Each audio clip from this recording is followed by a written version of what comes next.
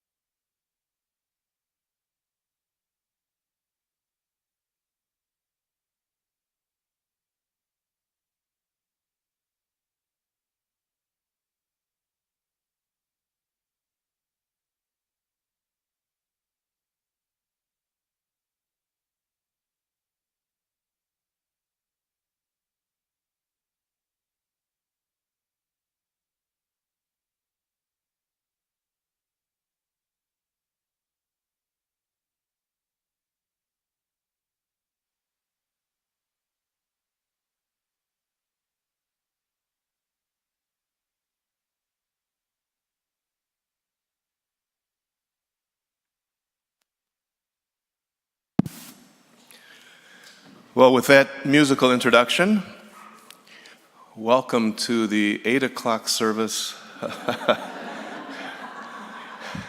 So that says on my dashboard clock in the car. Welcome to another wonderful Sunday here at First Unitarian Society, where independent thinkers gather in a safe, nurturing environment to explore issues of social, spiritual, and ethical significance as we try to make a difference in this world. I'm Steve Goldberg, a proud, sleep-deprived, ruggedly handsome member of this congregation. And I extend a special and warm welcome to any guests, visitors, or newcomers. If this is your first time at First Unitarian Society, I think you'll find that it's a very special place. And if you'd like to learn more about our special buildings, we'll be conducting a guided tour after the service. Just meet over here by the windows, and we'll take care of you. And speaking of taking care of each other, this is the perfect time to avoid the scorn of your neighbors by silencing your electronic devices that you just won't need for the next hour or so. And while you're taking care of that simple but important task, let me invite you to sit back and enjoy today's service. I know you'll find that it will touch your heart, stir your spirit, and trigger one or two new thoughts. We're glad you're here, and now please join in a moment of centering silence so we can be fully present with each other this morning.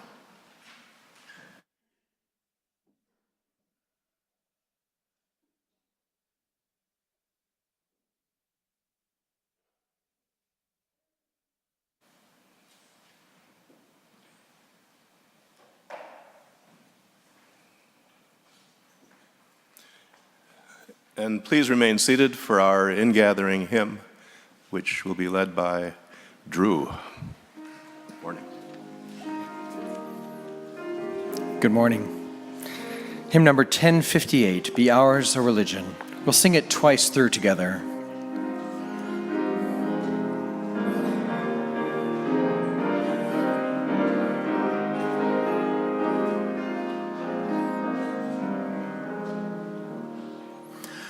Be ours a religion which like sunshine goes everywhere, its temple all space, its shrine the good heart, its creed all truth, its ritual works of love.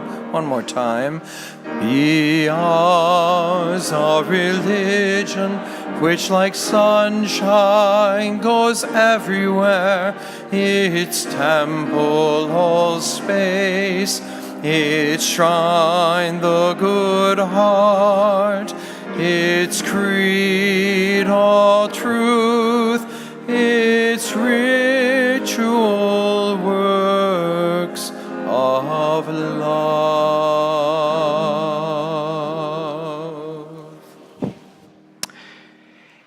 In a moment, Karin and I will share the opening words, and then we will invite you to stand for our chalice lighting and the exchange of greetings.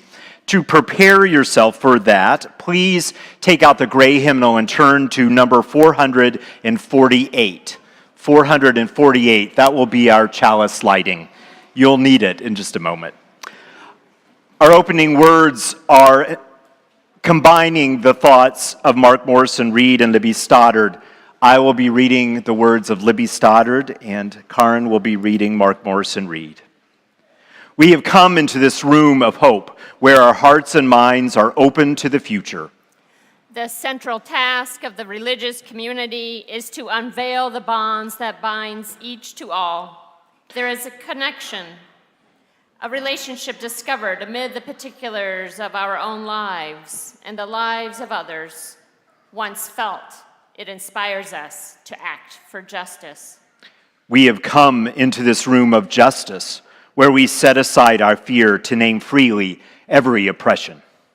It is the church that assures us that we are not struggling for justice on our own, but as members of a larger community.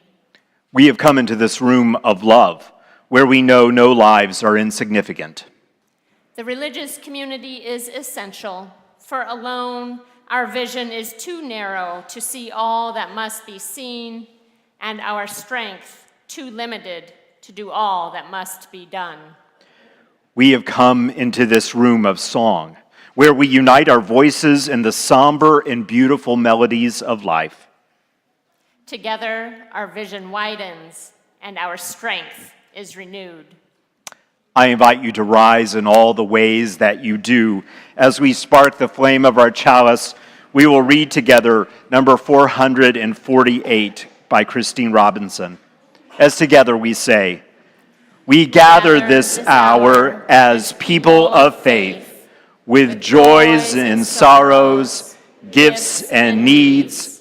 We light this beacon of hope, sign of our quest for truth and meaning, in celebration of the life we share together."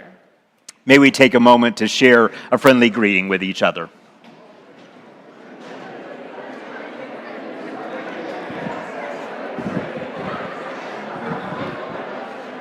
Hello, Golden. Hello. Good to see you. Hi. Good to see you.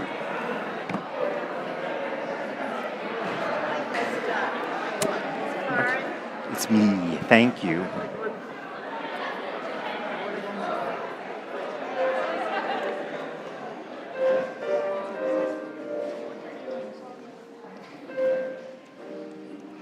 The young and young at heart can come forward for a story.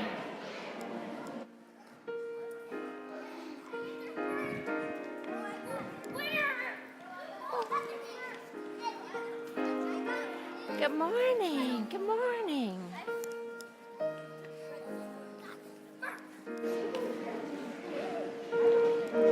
Good to see you all. Hello. Hello, hello, hello. We have some stuffies with us this I morning. love your stuffy. Hello. I see teddy bear and a moose and a pig. A Very special pig. Yes. Well, that that's kind of fits in with appropriate, our isn't story it? today. Yes. So today we are looking at a very big idea, the idea of justice, the way that we treat each other fairly and help the world be a kinder place to each other. And the way that happens is sometimes not a very easy pathway. And so this story is one story of how a group came to a place of justice, and it is called Click, Clack, Moo, Cows That Type. I don't see a cow here today, but I do see a moose. Oh, Someone excellent. has this book. So, Farmer Brown has a problem. His cows like to type. All day long he hears click, clack, moo, click, clack, moo, clickety, clack, moo. At first, he couldn't believe his ears. Cows that type, impossible. Click, clack, moo, click, clack, moo, clickety, clack, moo. Then he couldn't believe his eyes. "Dear Farmer Brown, the barn is very cold at night. We'd like some electric blankets. Sincerely, the cows." Electric blankets. It was bad enough the cows had found the old typewriter in the barn. Now they wanted electric blankets? No way, said the Farmer Brown. No electric blankets. So the cows went on strike. They left a note on the barn door. "Sorry, we are closed. No milk today."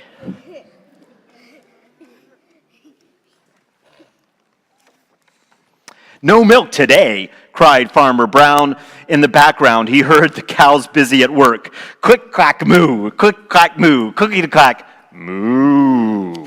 Exactly. Oh, I forgot to show you that page. I got ahead of myself. The next day, he got another note. "Dear Farmer Brown, the hens are cold too. They like electric blankets. Sincerely, the cows." There are a lot of electric blankets going to be needed. The cows were growing impatient with the farmer.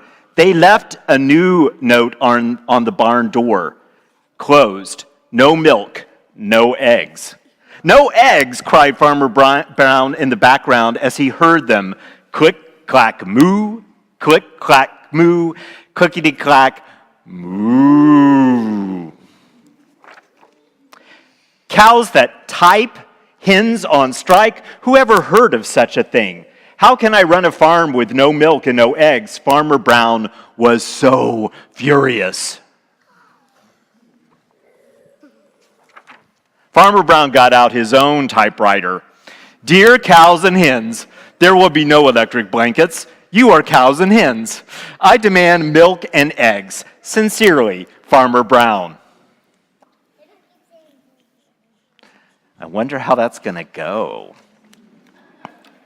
Well, Duck was a neutral party, so he brought the ultimatum to the cows. The cows held an emergency meeting. All the animals gathered around the barn to snoop, but none of them could understand moo. All night long, Farmer Brown waited for an answer. Duck knocked on the door early the next morning. He handed Farmer Brown a note. The note said, Dear Farmer Brown, we will exchange our typewriter for electric blankets. Leave them outside the barn door, and we will send Duck over with the typewriter. Sincerely, the cows. Farmer Brown decided this was a good deal. He left the blankets next to the barn door and waited for Duck to come home with the typewriter. Uh-oh. Well, the next morning he got a note. Dear Farmer Brown, the pond is quite boring. We'd like a diving board. Sincerely, the ducks. Click, clack, quack. Click, clack, quack. Quick, click, clack, quack.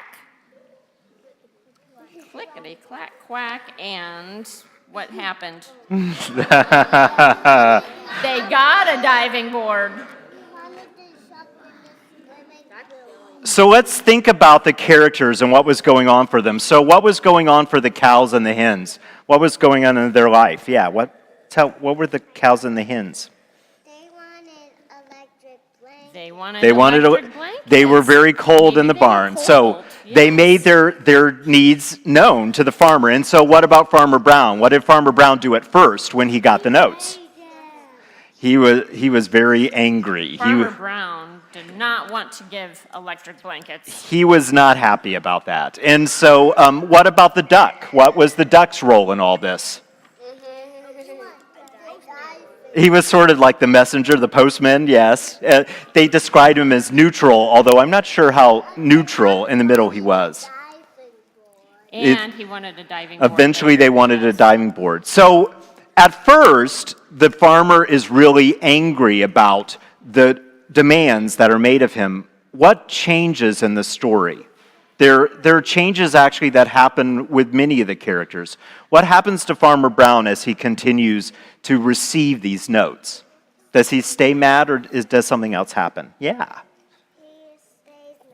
He stays mad at first. Mad for a little bit. But then what happened? Then what happened right as he kept receiving these requests? He's like, okay. At some point, he began to give in a little bit, right? He thought maybe that's not a bad solution. Right. In order for me to get some of what I need, I'm willing to give up some of what at first I wasn't willing to do. And so what happens when he gives in? What? The ducks use the typewriter to make their own message. Yes, indeed. So the story moves on. But what happens this time when the ducks make a request of the farmer? They want a diving board. And what happens when they request that? They got one. They got one. So sometimes when you're in community, you can each hold on to what you want so tightly that you can't get anywhere. You're really stuck. But if people are willing to think about what they really want, and everyone is willing to give up something so that everyone can get some of what they want, sometimes we can move forward.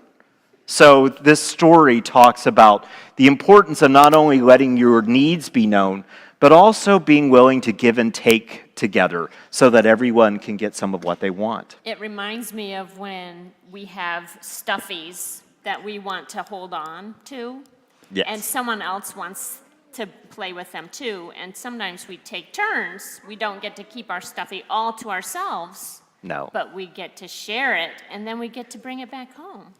exactly. So there's some ways that we get to share the things we have So- in order to all get what we want, at least a little bit. Right. Give and take all the time. So, That we can send the same stuff we have the other bullshit now.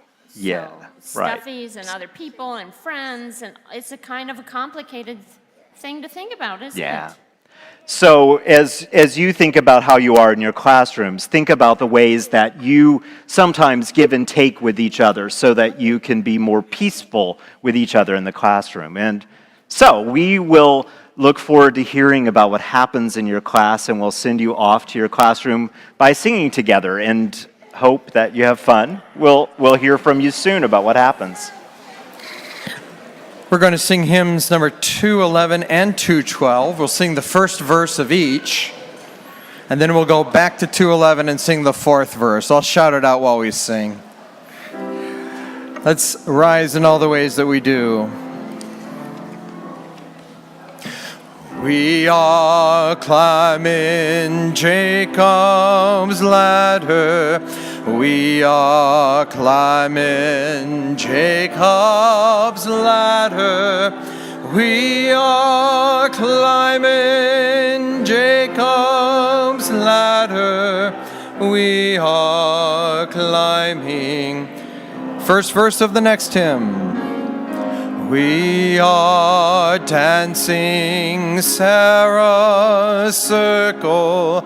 We are dancing Sarah's circle. We are dancing Sarah's circle. Sisters, brothers. Back to the other page, verse 4. Though the road is steep and rugged, though the road is steep and rugged, though the road is steep and rugged, we are climbing on. You may be seated. We have a very robust community out there online of Unitarian Universalists who share their thoughts with each other in various blogs. And so the reading is taken from one of those blogs that actually is shared on a Unitarian Universalist congregation's website, and it is taken from the Reflections of Bob Patrick. Without my teachers or me knowing it, I am fairly sure that my first encounter with any broad or deep understanding of justice in this life came in these familiar terms when I was a child. Do unto others as you would have them do unto you. This proverbial wisdom is found in so many words in a variety of religious and philosophical traditions. It was taught to me as, quote, the golden rule. By calling it such, I understood that it was supposed to count before anything else. The golden rule certainly embodies what later I came to know in modern literature as relational justice. Relational justice is defined in published research as the justice produced through cooperative behavior, agreement, negotiation, and dialogue among actors in a post-conflict situation. A review of the literature on relational justice demonstrated work using this concept of relational justice in 30 different fields of inquiry, from behavioral sciences to criminology to law to philosophy. What strikes me about justice as a relational work between human beings is that it allows neither the idea of justice nor one considering justice as isolated from the rest of life. When justice becomes relational, it inherently must become a conversation. In my own experience, this conversation begins within myself. How would I want to treat others? How would I want them to treat me in this situation? What do I know about the other person in this situation? What do the other persons want or need to survive or thrive in this situation? What role do I or my community or my culture play in this surviving and thriving? In some form or another, relational justice brings me to a certain moment when I must consider how extending myself to the other person requires something of me, so much of me that I am changed. I wonder, can I go that far? Do I want to be changed? I often feel that extending myself for the other is going to change me a lot. On some level, relational justice shows me that I am not a separate self. None of us are. We are connected, and the injustice at stake threatens that interconnection. Here ends the reading.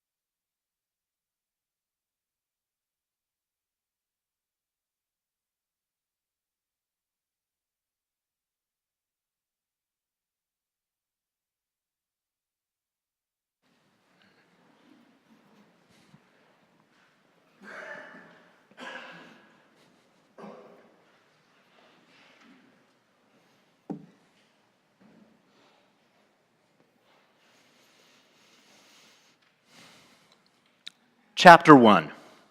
Liz could hardly believe that she was calm as she was, and she was hardly calm. But it was her turn to pull forward, and so she took a deep breath and told herself, this is important. But paradoxically, at the same time, she almost wanted to chuckle to herself at the absurdity of such a by-the-rules person in this situation. But stronger still was her love of people. It was that love that had called and led her to be a teacher. But she would have rarely in the past named herself to be political, much less an activist. These thoughts mulled around as she pulled up to the border crossing at the Peace Arch Park, a park distinguished by being half in the United States and half in Canada, and she would soon enter into British Columbia. The border guard wished her a good morning, asked her name and citizenship and the purpose of her visit, and she answered him cheerfully and concluded that they were on their way to a church picnic. The border guard looked in the back seat and said, "And who do we have here?" Liz smiled broadly and said with deep sincerity, "These are my sons." The border guard looked puzzled for a moment, looked at Liz and her Volvo, and said, "Have fun." This was the summer, back in the heart of the Vietnam War. And Liz, a young mother, had found herself wanting to find some way to protest the war. And when a conscientious objector had spoken at her church, she had been taken with his story and his courage. She invited him to lunch immediately after the service and asked him to tell her more of the story. This led her to begin volunteering with the American Friends Service Committee, and she got to know more and more of the young men who were conscientious objectors, and soon discovered that young men with less privilege, especially non-white or poor men, were often imprisoned rather than granted conscientious objector status. She grew to know these young men, and so a thoroughly respectable, middle-class, law-abiding citizen had just smuggled 2 conscientious objectors across the border because they had been denied their status. Philip, who was clearly a different ethnic persuasion from Liz, and Matthew, who was African American. She imagined that the border guard assumed that they were adopted. But the trio was going to a picnic. They met up with the members of the Unitarian Universalist congregation from the Vancouver, British Columbia area. There in the Peace Park for a picnic. They enjoyed the food, the good company, the beauty of the park, and then they went their separate ways, each back to their homes, except that Matthew and Philip left with the members of the Canadian congregation to begin a new life in Canada. What had once been a very abstract issue to Liz was now very personal and powerful because she had learned about the lives behind this big story. She had explored with them every option and discovered how difficult it must be for them to decide what to do.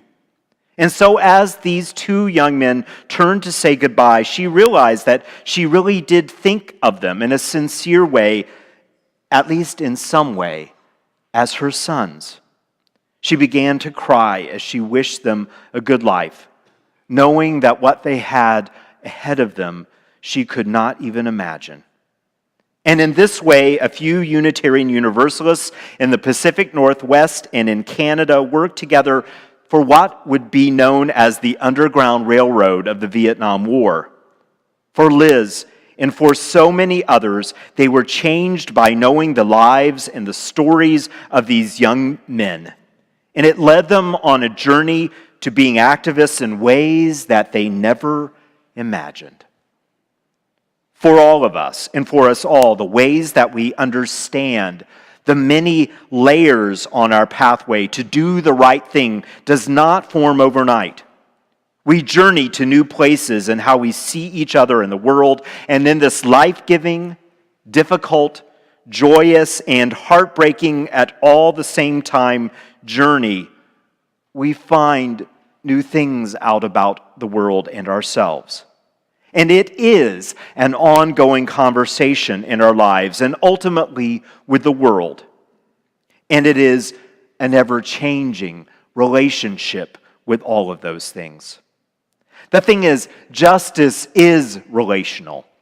And it is more than a concept. And relationship has again and again been one of the strongest common denominators in someone's journey to deeper justice. We do it because we love our children. We do it because we love the gift of this planet. And very often, we do extraordinary things, at least in our own sense of what we believed at one point possible, because we have come to know the story of lives of human beings that have been changed and hurt by injustice. And that deepening relationship with their story and with that person calls us on the journey to justice to connect. Chapter 2. The journey to justice is also relational in how it weaves various strands into one larger strand. Well over a decade ago, progressive thinkers in both the business world and socially justice-minded folk were troubled by the tensions they experienced between the various camps of social activism.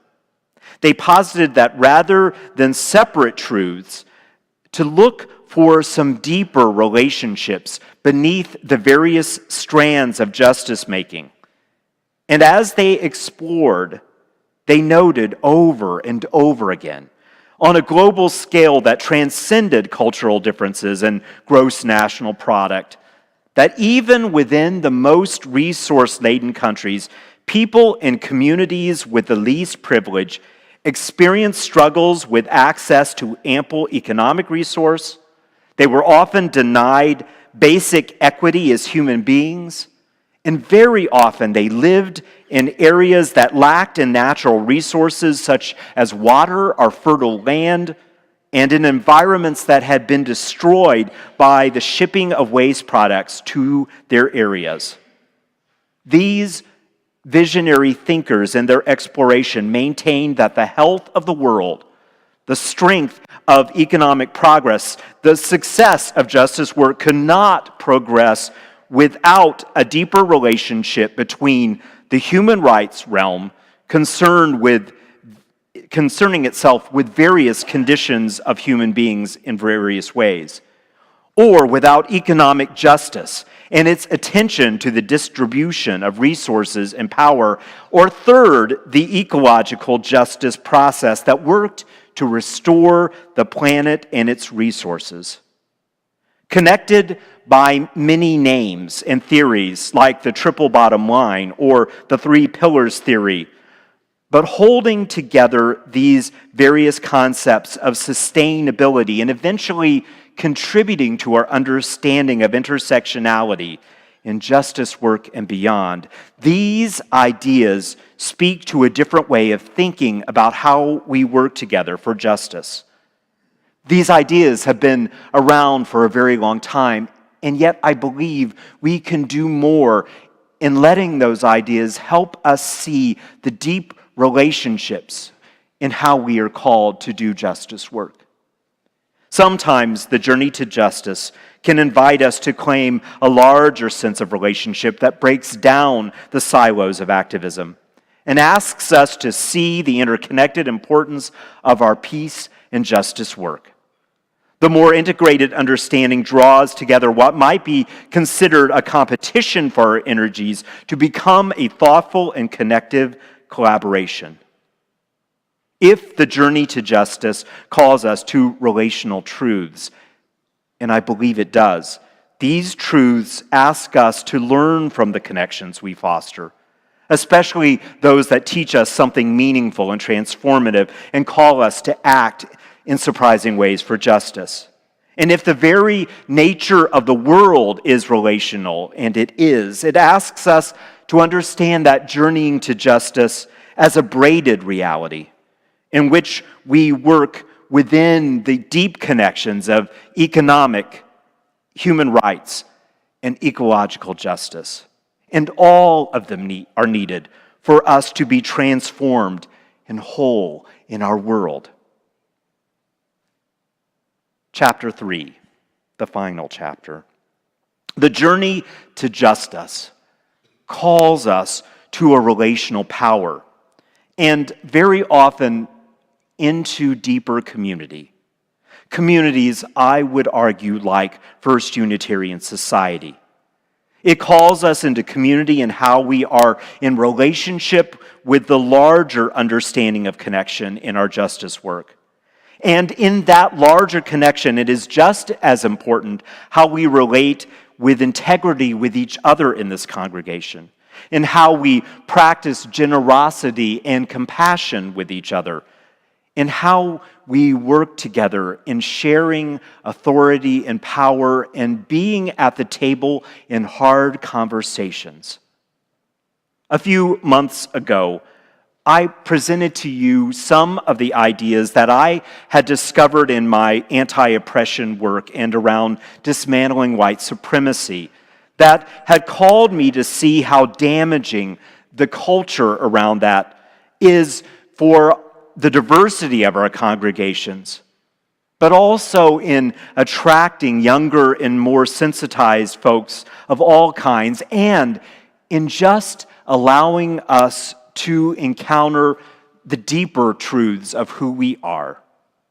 The list includes things like perfectionism, sense of urgency, defensiveness, worship of the written word, that there's only one right way, paternalism, a list of characteristics that are shared by a culture and often are very much at work in our congregations.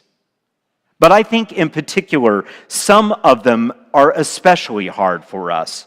Things like perfectionism, paternalism, fear of open conflict, and the right of comfort. These are often especially significant places of struggle.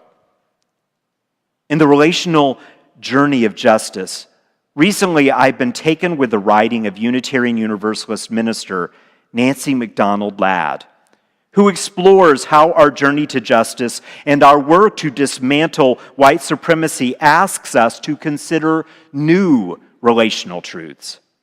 Quote, she tells us, nothing we do will be perfect, and it will not always, or even very often, feel good to be in the trenches fighting to decenter white normative culture in our congregations and in the world. We are not, she continues, going to have a perfect strategy, and the strategy we ultimately follow cannot be a strategy that the white people among us, speaking with the authority we have come to expect in white center institutions, have contrived to build. We can't do this work alone.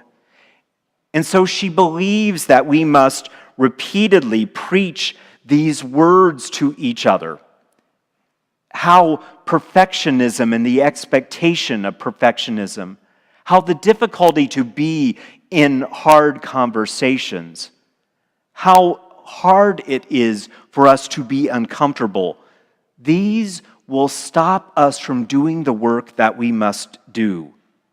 Because again and again, what happens is if we live in those illusory truths, believing in some way that we are perfect, believing that we really have a choice to avoid difficult conversations or discomfort, when those things come our way, and they will, they leave us feeling very fragile. And often when we are fragile, we become angry and defensive, and the entire process of justice breaks down.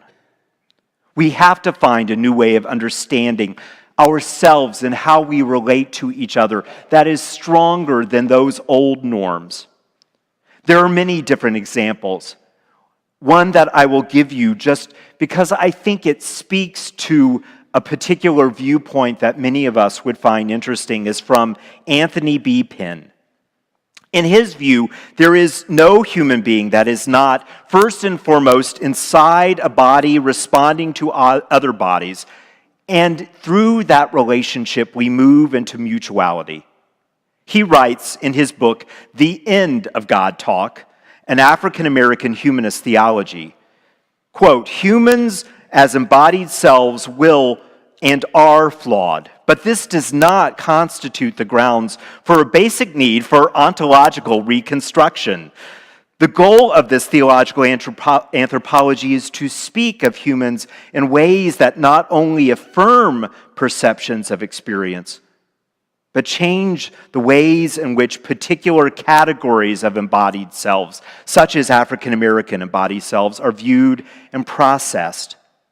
The thing is, in this non-theistic approach, Pinn does not say that because we are trapped, enfolded in our humanness, that we are intrinsically broken. No, he teaches that by being inherently embodied, we are called into a certain kind of relationship. He writes, the ways we view and engage with various categories of those fragile, beautiful, sensuous, and breakable human bodies constitute the mechanism of either inclusion or destruction. Mutuality is a given. Perfection is nonsense. And so, the only motion we can choose are motions toward mutual inclusion or mutual destruction. And so we must steep ourselves in ideas that bring us beyond fragility and our privilege. Our journeys to justice as members of communities and individuals include things that will ask much of us, but it will give much in turn. It asks us to step outside of our typical circles and meet new people and encounter new stories. And much of what we hear will not be easy, but it will invite us to a greater and deeper experience of relationship and love.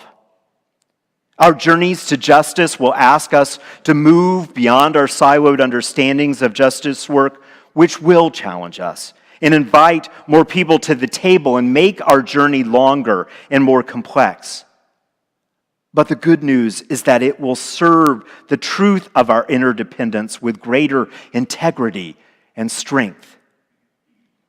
And finally, the journey towards justice will implore us to be in community for both its support and its challenge. And in looking at new ideas, as hard as it is, and in living new truths, as arduous as that is, we will do it imperfectly. But as we continue together, talking together, acting for compassion, we will create new ways of being.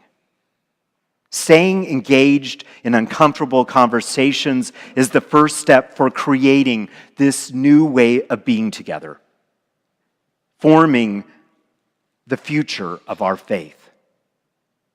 In our journeys, we will find connections. In our connections, we will find truth and strength. And encountering truth and living strength, may we find a bold and transforming love. Amen. And blessed be.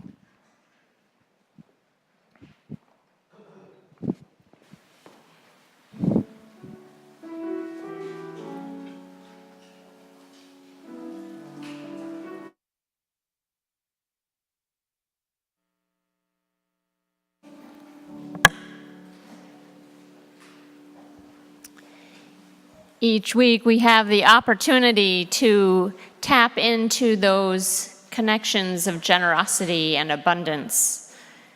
So appropriately, today's outreach offering is going to the Wisconsin Network for Peace, Justice, and Sustainability to further our collective journey to justice.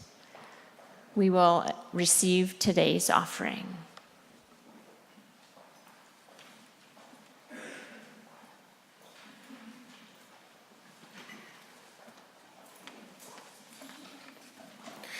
The translation of what we'll be singing is, "Where charity and love are, God is there also.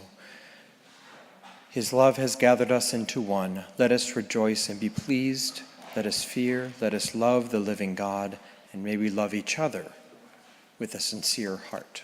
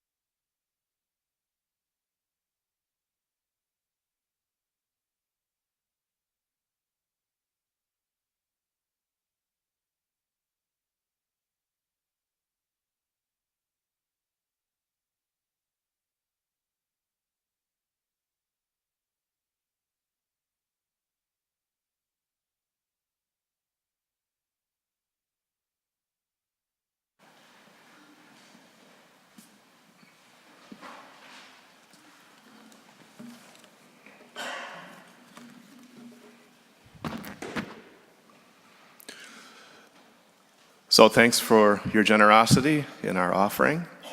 And speaking of generosity, in addition to generosity of the financial kind, we have generosity of the volunteer kind that we would like to acknowledge this morning. I'm talking about the people who help these services run smoothly, including Ann Smiley, who has served as our lay minister, and who also donated the flowers that you see behind me in honor of her impending grandmothership. She's about to become a grandma, so thank you, Ann. David Bryles for operating the sound system. Our ushers, Brian Chanis, Mike Losey, and Dan Bradley. Our coffee is being prepared by Sandra Plish. John McGivna is going to man the information table. Excuse me. And John Powell is our tour guide for those interested in learning more about our buildings. The offertory continued on our theme of journey to justice, in this case, ecological or environmental justice, as does the announcement I'm about to share with you.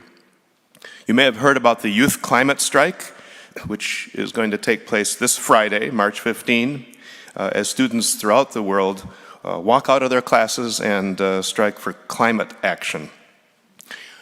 The March to the Capitol will begin at East High School, 11:30 in the morning on Friday, and the rally at the Capitol will take place at 12:30 p.m. If you're interested in helping with this, you can check with our social justice coordinator, Tim Corden, who will be here during the fellowship hour, to answer your questions about how you can help, including setting up the rally at the Capitol at 10 o'clock Friday morning. So this is an example of things that we are able to do at First Unitarian Society in our collective journey to justice. And the reason we are able to do these things is because of you and your stewardship of this organization. Remember, stewardship is collective responsibility for something larger than ourselves. And that's what we do at FUS. That's who we are. We are about stewardship. So as chair of the stewardship campaign, it's my pleasure to tell you how we're doing so far. We're 1/3 of the way there. Because of generous support from 145 people so far, we have pledges totaling more than $500,000. Our goal is $1.5 million, and we're going to reach that goal. And we're going to celebrate on April 5, bless you, April 5, Friday evening, and there are only 26 days left until that magic day of April 5. But 1/3 of the people who have pledged so far have become sustaining members, sustaining stewards by committing to multi-year pledges, and 1/4 of our pledgers so far have increased their commitment above last year's level. So we're doing a really good job of springing forward in the spirit of daylight saving time on this stewardship campaign.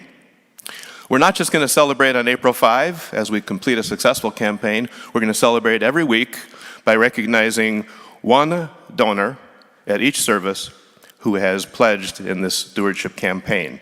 And the prize is a $25 gift card to Food Fight restaurants.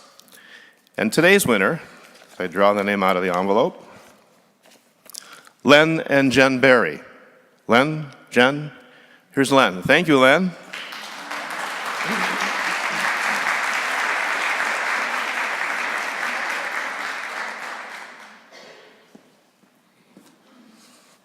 So as Len and his family decide which Food Fight restaurant they're going to use that gift card for, you can take some comfort in the fact that while Len and his family won the prize this week, we are all winners because we are all able to do things such as our social justice and environmental justice programs, our music programming, the programs for families so that families can thrive here, the religious education and youth programming, our music program becoming a tool of our community outreach process, and so many other things as part of this commitment to stewardship.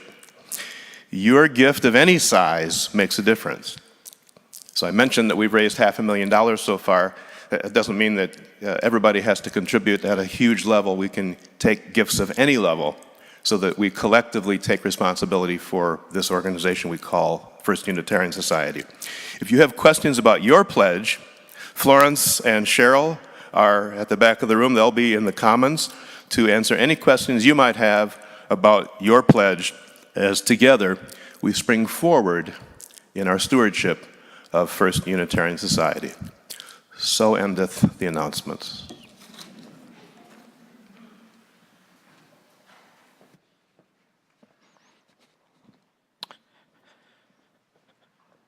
Before we move forward into our day, we'll take just a moment to remember that we gather every week as a community in the midst of deep joys and sorrows.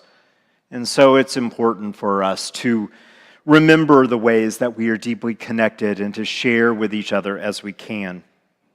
And so we remember today that Sparrow Senti is in Meriter Hospital and that she and Al are doing okay. We also share the news with heavy hearts of the passing of Terry Millar, who died either yesterday or the day before. We're still getting news. He was abroad. Terry was a bright light in our community with a brilliant mind and a compassionate heart. So we send our love to his wife Susan, their children and family. We hold all the joys and sorrows that are present and in our community that are still too tender to share. We remember that we are part of the web of life that makes us one with each other and with the universe. May we be grateful for that miracle and the love and life that we share as we remember and love. So may it be. I invite us to rise in all the ways that we do as we join in our closing hymn, hymn number 168.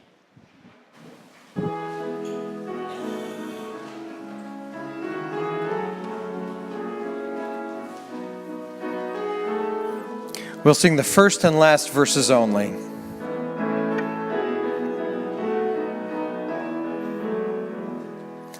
One more step, we will take one more step till till there is peace for us and everyone will take one more step.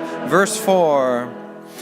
One more song, we will sing one more song, till every song is sung by everyone. We'll take one more song.